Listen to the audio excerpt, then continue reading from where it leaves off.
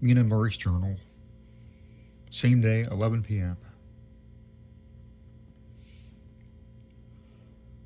Oh, but I am tired. If it were not that I hadn't made my diary a duty, I should not have opened it tonight. We had a lovely walk. Lucy, after a while, was in gay spirits, owing, I think, to some dear cows who came nosing in toward us in the field close to the lighthouse. It frightened the wits out of us. I believe we forgot everything except, of course, personal fear, and it seemed to wipe the slate clean to give us a fresh start. We had a capital, quote unquote, severe tea at Robin Hood's Bay, and a sweet little old fashioned inn with a bow window right over the seaweed covered rocks of the strand. I believe we should have shocked the quote unquote new woman with our appetites. Men are more tolerant, bless them. Then we walked home with some, or rather many, stoppages to rest, and with our hearts full of the constant dread of wild bulls. Lucy was really tired, and we intended to creep off to bed as soon as we could. The young curate came in, however, and Mrs. West Denmark asked him to stay for supper. Lucy and I had both a fight for it with the dusty miller. I know it was a hard fight on my part, and that was quite heroic. I am quite heroic. I think that someday the bishops must get together and see about a breeding of a new class of curates who don't take supper, no matter how hard they may be pressed to.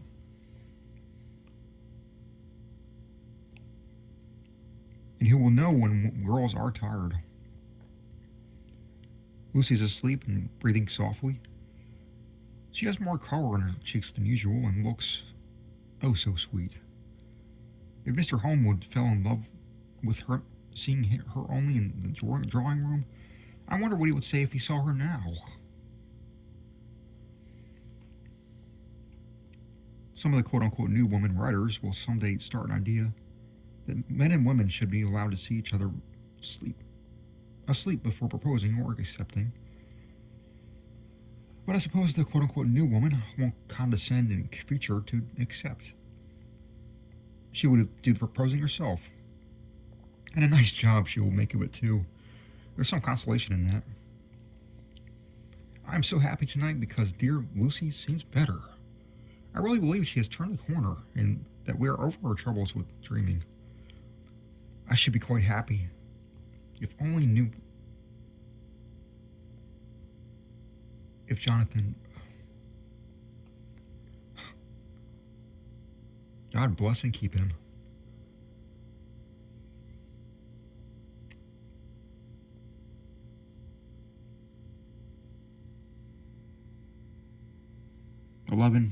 August, 3 a.m.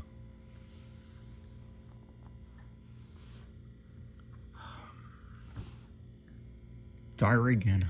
No sleep now, so I might as well write. I'm too agitated to sleep. We've had such an adventure, such an agonizing experience, I fell asleep as soon as I had closed my diary. Suddenly I became broad awake and sat up with a horrible sense of fear upon me, and of some feeling of emptiness around me. The room was dark, so I could not see Lucy's bed.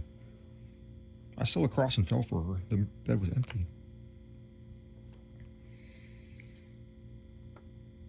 I lit a match and found it. She was not in the room. The door was shut, but not locked as I had left it.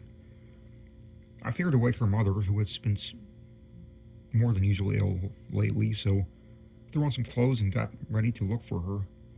As I was leaving the room, it struck me that the clothes she wore might give me some clue to her dreaming intention. Dressing gown would meet house, dress outside. Dressing gown and dress were both in their places. Thank God, I said to myself. She cannot be far, as she's only in her nightdress. I ran downstairs and looked in the sitting room. Not there. Then I looked in all other places of the house, with an ever-growing fear chilling my heart. Finally, I came to the hall door and found it open. Well, it was not wide open, but the catch of the lock had not been caught. The people of the house are careful to lock the door every night. So I feared that Lucy might have gone out as she's... What? There's no time to think of what might happen. A vague mastering fear obscured all details. I took a heavy, big shawl and ran out. The clock was striking 1 as I was in the crescent, and there was not a soul in sight. I ran along the north terrace, but could see no sign of the white figure which I expected. At the edge of the west cliff, above the pier, I looked across the harbor to the east cliff, in the hope of, or fear, I don't know which, of seeing Lucy in our favorite seat. There was a bright full moon, which had heavy black driving clouds, which threw the whole scene into a fleeting diorama of light and shade as they sailed across. For a moment or two, I could see nothing, as the shadow of a cloud obscured St. Mary's Church and all around it. Then, as the cloud passed, I could see the ruins of an abbey coming into view, and at the edge of a narrow band of light as sharp as a sword cut moved along. The church and the churchyard became gradually visible.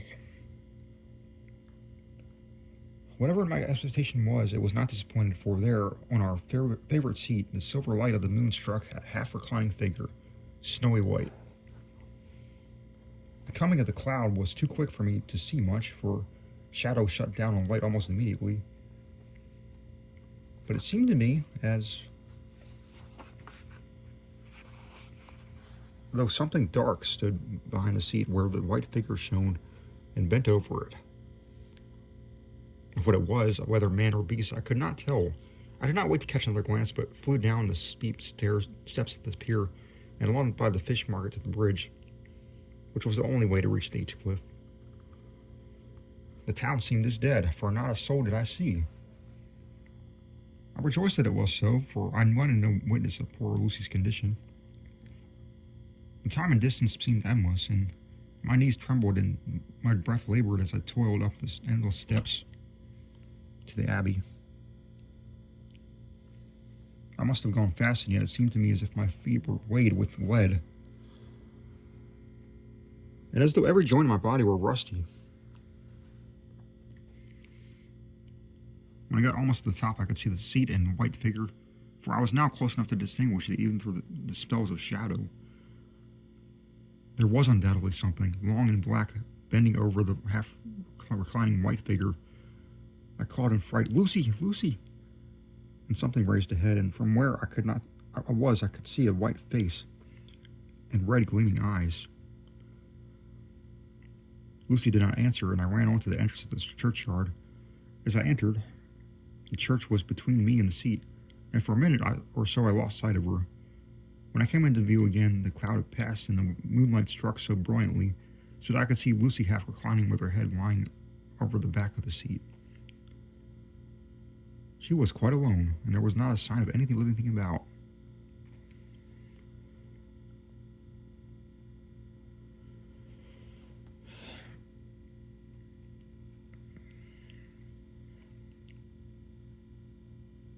When I bent over her, I could see that she was still asleep. Her lips were parted, and she was breathing, not softly as usual with her, but in long, heavy gasps, as though striving to get her lungs full at every breath. As I came close, she put her hand up in her sleep and pulled the collar of her nightdress close around her, as though she felt the cold. I flung the warm shawl over her and drew the edges tight around her neck, for I dreaded lest she get some deadly chill from the night air, unclad as she was. I feared to wake her all at once. So, in order to have my hands free to help her, I fastened the shawl at her throat with a big safety pin.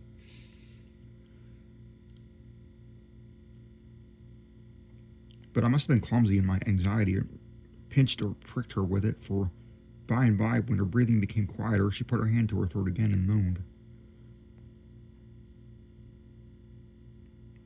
When I had her carefully up, I put my shoes on her feet and then began very gently to shake her, to wake her.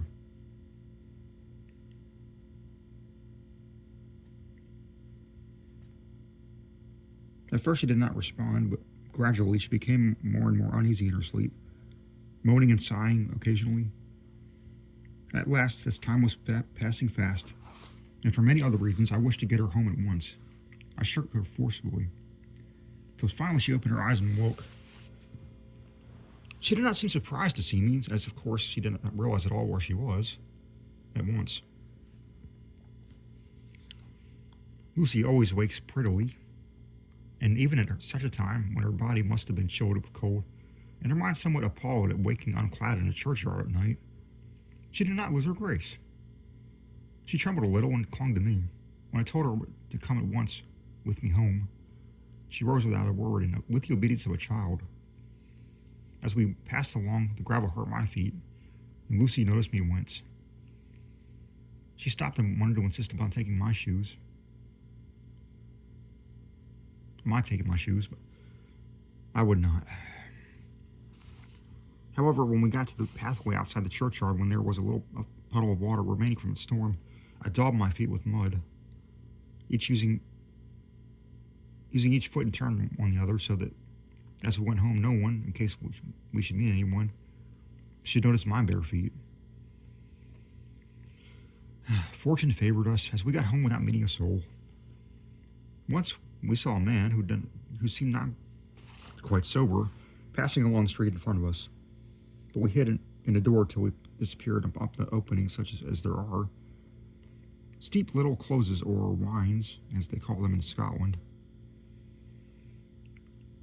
My heart beat so loud all the time, sometimes I thought I should faint. I was filled with anxiety about Lucy, not only for her health, lest she should suffer from exposure, but for her reputation in case the story should get wind. We got in had washed her in case the story should. When we got in and washed our feet and had said a prayer of thankfulness together, I tucked her into bed. Before falling asleep, she asked, even implored me not to say a word to anyone, even her mother, about her sleepwalking adventure. I hesitated at first to promise, on thinking on the state of her mother's health, and how the knowledge of such a thing would fret her, and think too of how such a story might become distorted. Nay, infallibly would, in case it should leak out. I thought it wiser to do so. I hope I did right. I've locked the door and the key is tied to my wrist, so perhaps I should not be again disturbed. Lucy is sleeping soundly, and the reflex of dawn is high and far over the sea. Same day, noon. All goes well. Lucy slept till I woke her and seemed not to have even changed her side. The adventure of the night does not seem to have harmed her. On the contrary, it has benefited her. For she looks better this morning than she has done for weeks. I was sorry to notice that my clumsiness with the safety pin hurt her. Indeed, it might have been serious, for the skin of her throat was pierced. I must have pinched up a piece of loose skin and had transfixed it, for there are two little red points like pinpricks, and on the band of her night dress was a drop of blood. When I apologized and was concerned about it, she laughed and petted me and said she did not even feel it.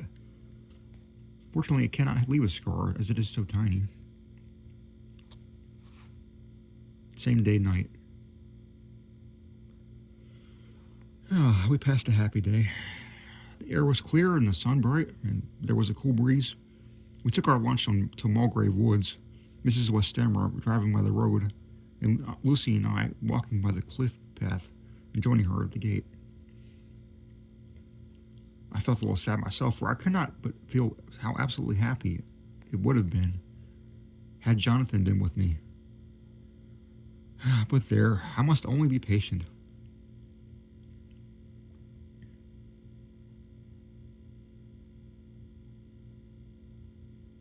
In the evening, we strolled in the casino terrace and heard some good music by Sporer and Mackenzie and went to bed early.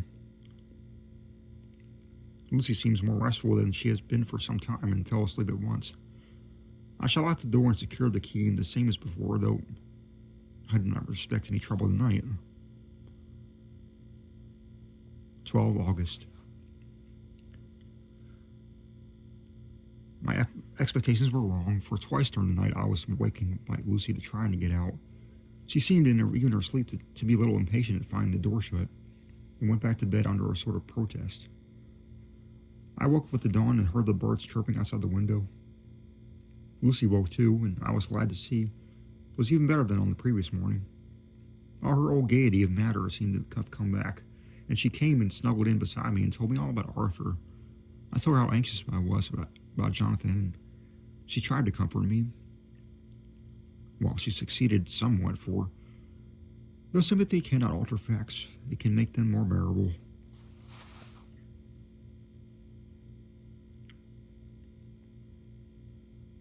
13 August. Another quiet day, into bed with the key on my wrist as before. Again I woke in the night and found Lucy sitting up in bed, still asleep, pointing to the window. I got up quietly and pulling aside the blind. I looked out, and it was brilliant moonlight, and the soft effect of the light over the sea and sky merged together in one great silent mystery. It was beautiful beyond words. Between me and the moonlight flitted a great bat, coming and going in great whirling circles. Once or twice it came quite close, but was, I suppose, frightened at seeing me, and flitted across the harbor towards the Abbey. When I came back from the window, Lucy had lain down again, and was sleeping peacefully. She did not stir again all night. 14 August. On the East Cliff, reading and writing all day, Lucy seemed to become as much in love with the spot as I am, and it's hard to get away from it when it is time to come home for lunch or tea or dinner.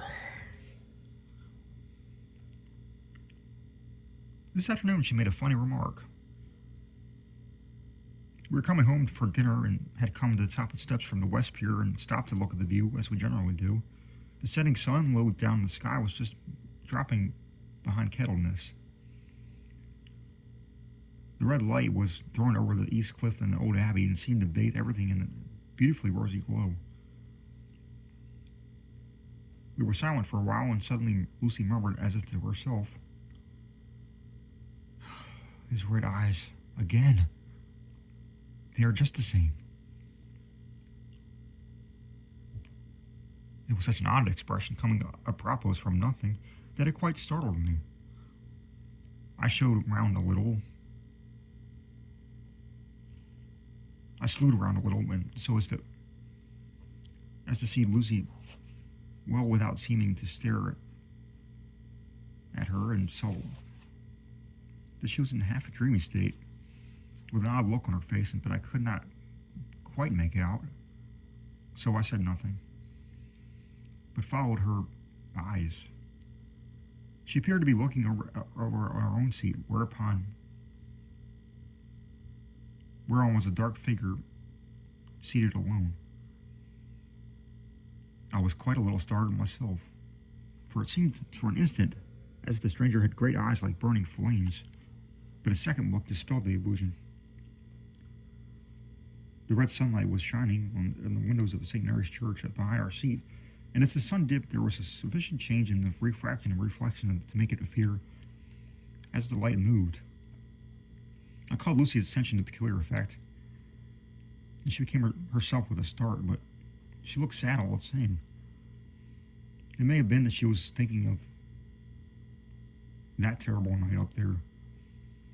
We never referred to it, so I said nothing. We went home for dinner. Lucy had a headache and went early to bed. I saw her asleep and went out for a little stroll myself. And I walked along the cliffs to the westward, and it was full of sweet sadness. For I was thinking of Jonathan. When coming home, it was then bright moonlight, so bright then Though the front of our part was the crescent was in shadow, everything could be well seen. I threw a glance up at our window and saw Lucy's head leaning out. I opened my handkerchief and waved it. She did not notice or make any movement whatever. Just then, the moonlight crept around at an angle of the building, and the light fell on the window.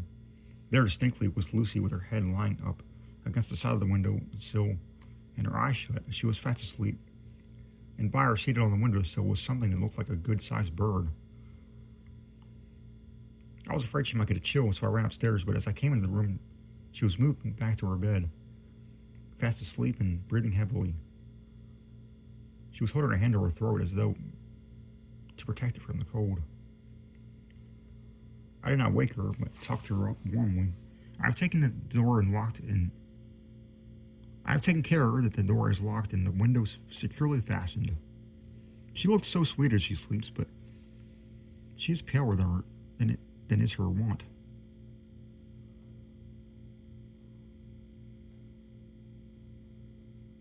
And there's a drawn, haggard look under her eyes, which I do not like. I fear that she is fretting about something. I wish I could find out what it is.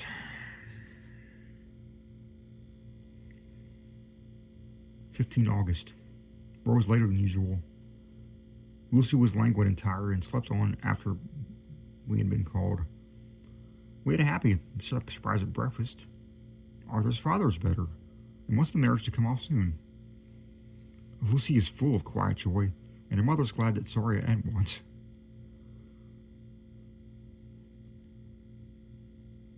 Later on in the day, she told me the cause. She's agreed to lose Lucy as her very own, but she's rejoiced that she is soon to have someone to protect her. Poor dear sweet lady. She confided to me that she has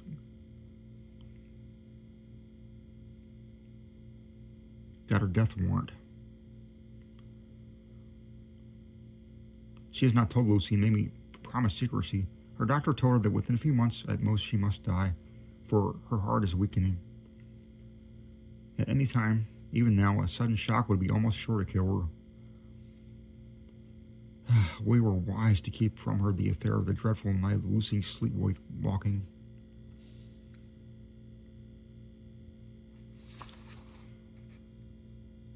August 17th.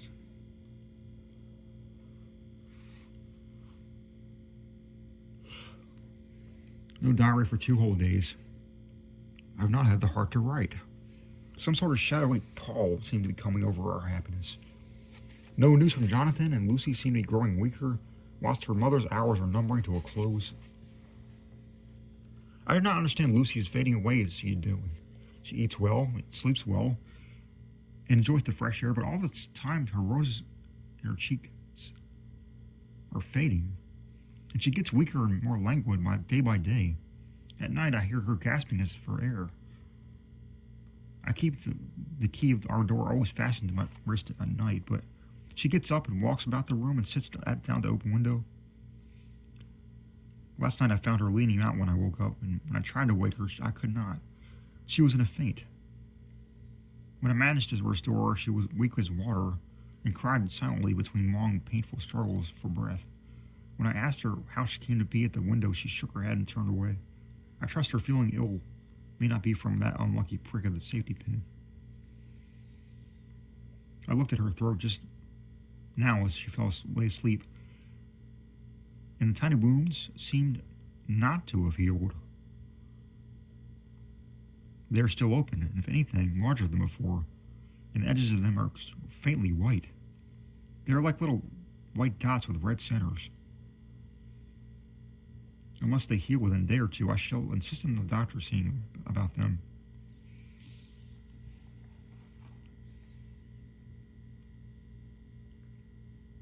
Letter. Samuel F. Billington and Son, Solicitors Whitby, to Messrs. Carter, Patterson and Company, London, 17 August. Dear Sirs, herewith please receive invoice of goods sent by Great Northern Railway.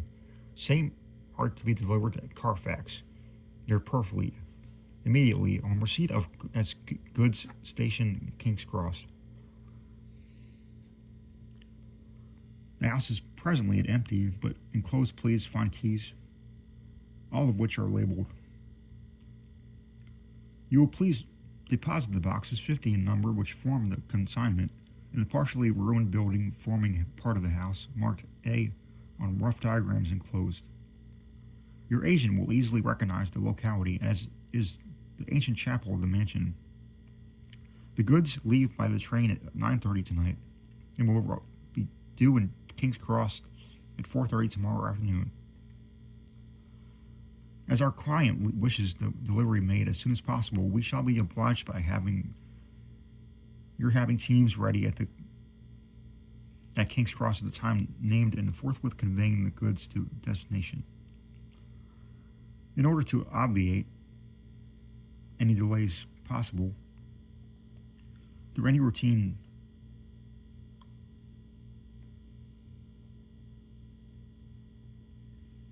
requirements as to payment in your departments, we enclose check herewith for £10, receipt of which please acknowledge.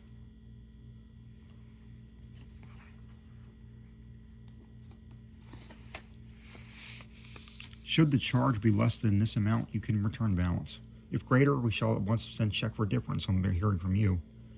You are to leave the keys on coming away from the main hall of the house, where the proprietor may get them on his entering the house by means of his duplicate key. Pray, do not take us as exceeding the bounds of business courtesy and pressing you in all ways to use the utmost expedition. We are, dear sirs, faithfully yours, Samuel F. Billington and Son. Letter, Messrs. Carter, Patterson and Company, London, to Messrs. Billington and Son, Whitby, 21 August. Dear sirs, we beg to acknowledge £10 received and return check of £1, 17S 9D, amount of overplus, as shown in receipted account herewith. Goods are delivered in exact accordance with instructions and keys left in parcel in the main hall as were directed. We are, dear sirs, yours respectfully, Pearl Carter, Patterson and Company.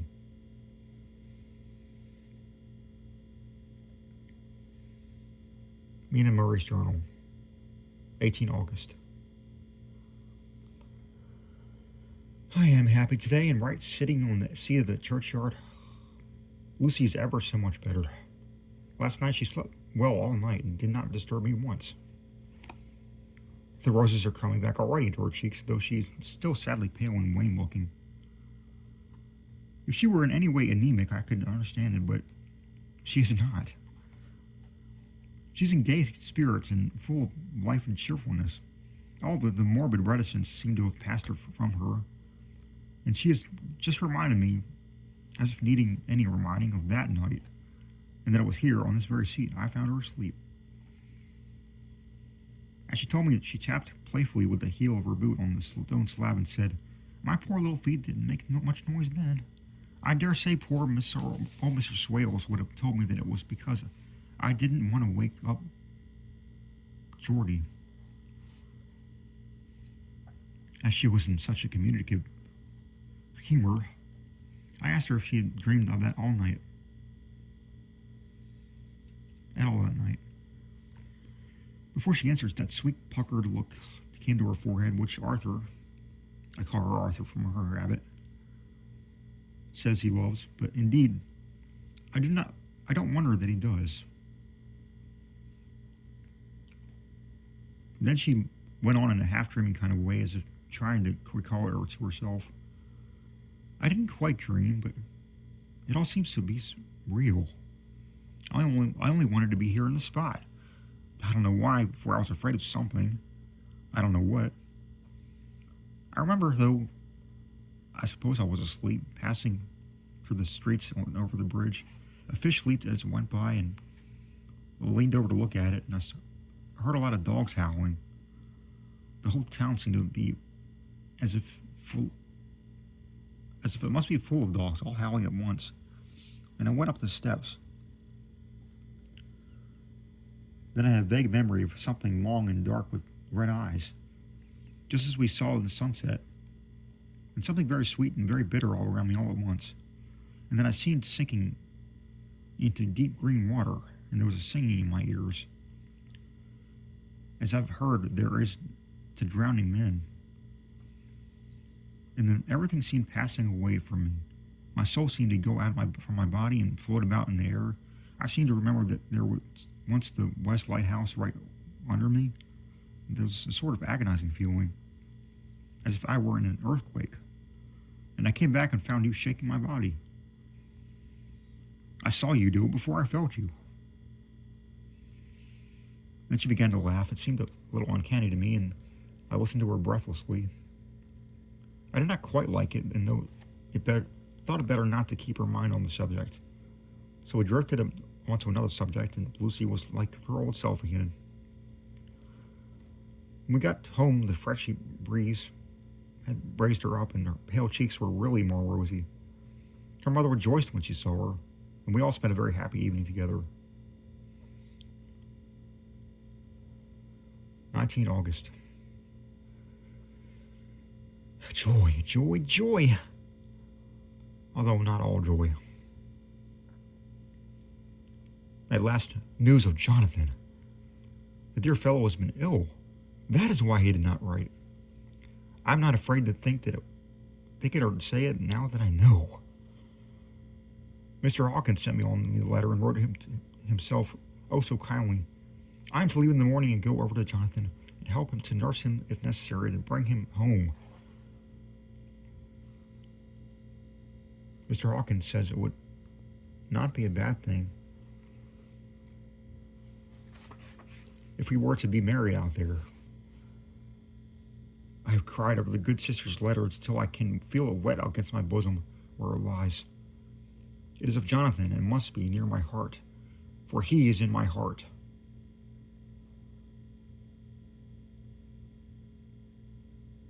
My journey is all mapped out, and my luggage ready. I'm only taking one change of dress.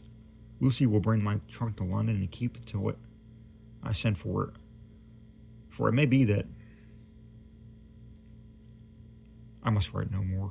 I must keep it to say to Jonathan, my husband, the letter that he has seen and touched must comfort me till we meet.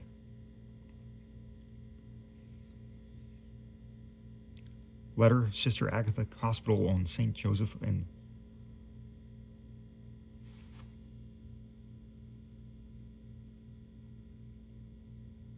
Ste Mart, Budapest.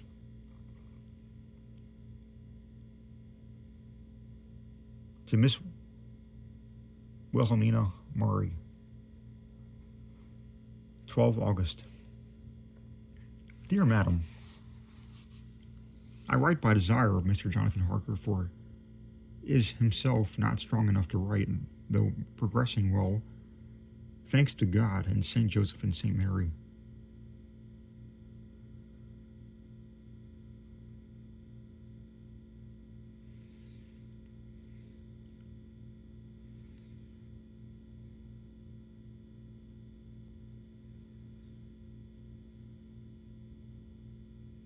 He has been under our care for nearly 6 weeks, suffering from a mild brain fever. He wishes me to convey his love and to say that by this post I write for him to Mr. Peter Hawkins, Exeter, to say with his dutiful respects that he is sorry for his delay, and that all of his work is completed. He will require some few weeks' rest in our sanatorium in the hills, but will then return. He wishes me to say that he has not sufficient money with him, and he would like to pay for his staying here, so that others who need it shall not be wanting for help. Believe me, yours with sympathy and all blessings, Sister Agatha. P.S. My patient being asleep, I opened this to let you know something more. He has told me all about you, and that you are shortly to be his wife. All blessings to you both. He has had some fearful shocks, so says our doctor, and in his delirium, his ravings have been dreadful, of wolves and poison and blood and ghosts and demons. And I fear to say, of what? Be careful of him, always that there may be nothing to excite him of this kind for a long time to come. The traces of such an illness as his do not lightly die away. We should have written long ago, but we knew nothing of his friends, and there was nothing on him, nothing that anyone could understand. He came in the rain from Klausenberg, and the guard was told by the station master that he rushed into the station shouting for a ticket for home. Seeing from his violent demeanor that he was English, they gave him a ticket for the furthest train on the way thither that the train had reached. Be sure that he is well cared for. He is won by all hearts by his sweetness and gentleness. He is truly getting on well, and I have no doubt that will in a few weeks be all himself. But be careful of him for safety's sake. There are, I pray God, and Saint Joseph and Mary, many, many happy years for you both.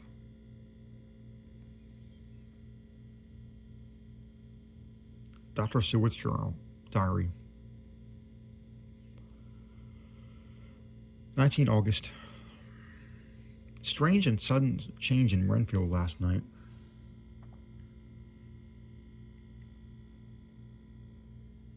About 8 o'clock, he began to get all excited and sniff about as a dog does when setting. The attendant was struck by his manner, and knowing my interest in him, and encouraged him to talk. He's usually respectful to the attendant and at times servile, but tonight the man tells me he was quite haughty, would not condescend to talk with him at all. All he would say was, "I don't want to talk with you. You don't count now. The master is at hand."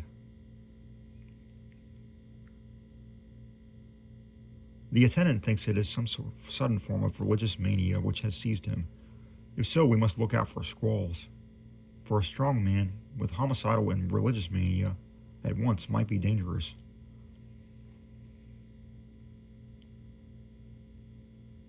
The combination is a dreadful one. At 9 o'clock I visited him myself. His attitude to me was the same as the attendant.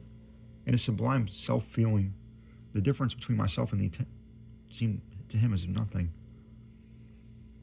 It looks like a religious mania, and he was soon to think that he himself is God. These infinitesimal distinctions between man and man are too paltry for an omnipotent being. How these madmen give themselves away!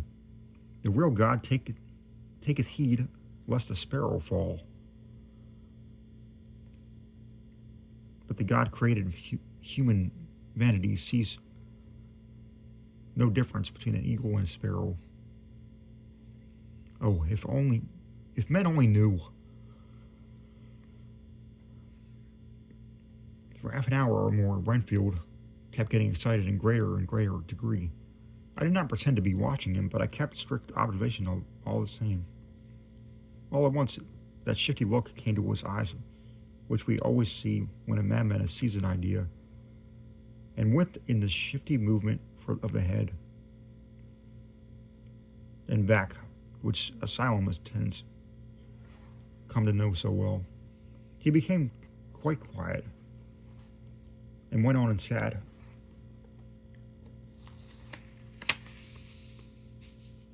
On the edge of his bed resignedly, and looked into space with lackluster eyes. I thought I would find out if his apathy were real or was only assumed, and tried to lead him to talk of his pets, a theme which had never failed to excite his attention. At first he made no reply, but at length said testily, "Bother them all. I don't care a pin about them." "What?" I said. "You don't mean to tell me that you don't care about spiders?" Spiders at present are his hobby, and the notebook is filling up with columns of small figures. To this he answered enigmatically, "The bride maidens rejoice the eyes that wait the coming of the bride. But when the bride draweth nigh, then the maidens shine not to the eyes that are filled."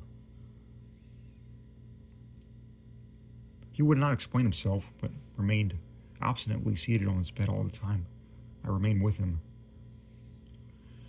I am weary and low in spirits, but I cannot but think of Lucy and how different things might have been. If I don't sleep all at once, chloral, the modern Morpheus, C2HCl3OH2O. I must be careful not to let it grow into a habit. No, I shall take none tonight. I have thought of Lucy, and I shall not dishonor her by mixing the two. If need be, tonight shall be sleepless. Later. Glad I made the resolution, gladder that I kept to it.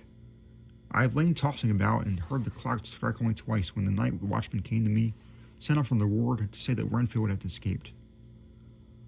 I threw on my clothes and ran down at once. My patient is too dangerous a person to be roaming about. Those ideas of his might work out too dangerously with strangers. The attendant is waiting for me. He said he has seen him not 10 minutes before, seemingly asleep in his bed, when he looked through the observation trap in the door. His attention was called by the sound of the window being wrenched out. He ran back and he saw his feet disappear through the window and had at once set up for me. He was only in his night gear and cannot be far off. The attendant thought it more useful to watch where he should go than follow him, so as he might lose sight of him whilst getting out of the building by the door. He is a bulky man and couldn't get through the window. I am thin, so with his aid, I got out, but feet foremost, and as we were only a few feet above the ground, landed unhurt. The attendant told me that the patient has gone to the left and had taken a straight line, so I ran quickly as I could. As I got to the belt of trees, and I saw a white figure scale the high wall which separates our grounds from those of the deserted house. I ran back at once, told the watchman to get 3 or 4 men immediately followed me into the grounds of Carfax, in case our friend might be dangerous. I got a ladder myself, and crossing the wall, I dropped down on the other side. I could see Renfield's figure just disappearing behind the angle of the house, so I ran after him. On the far side of the house, I found him pressed close against the old iron-bound oak door of the chapel. He was talking apparently to someone, but I was afraid to go near enough to hear what he was saying, lest I might frighten him and he should run off. Chasing an errant swarm of bees is nothing to following a naked maniac. Lunatic. When the fit of escaping is upon him. After a few minutes, however, I could see that he did not take note of anything around him, so I ventured to draw nearer to him, the more so as my men had now crossed the wall and were closing him in. I heard him say, "I am here to do your bidding, master. I am your slave, and you will reward me, for I shall be faithful. I have worshipped you long and far off. Now that you are near, I wait your commands. And you will not pass me by, will you, dear master, in your distribution of good things?" He is a selfless beggar, old beggar anyhow. He thinks of the loaves and fishes even when he believes there is a real presence.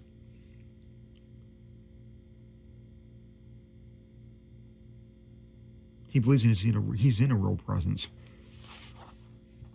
His manias make a startling combination. When we close in on him, he fought like a tiger.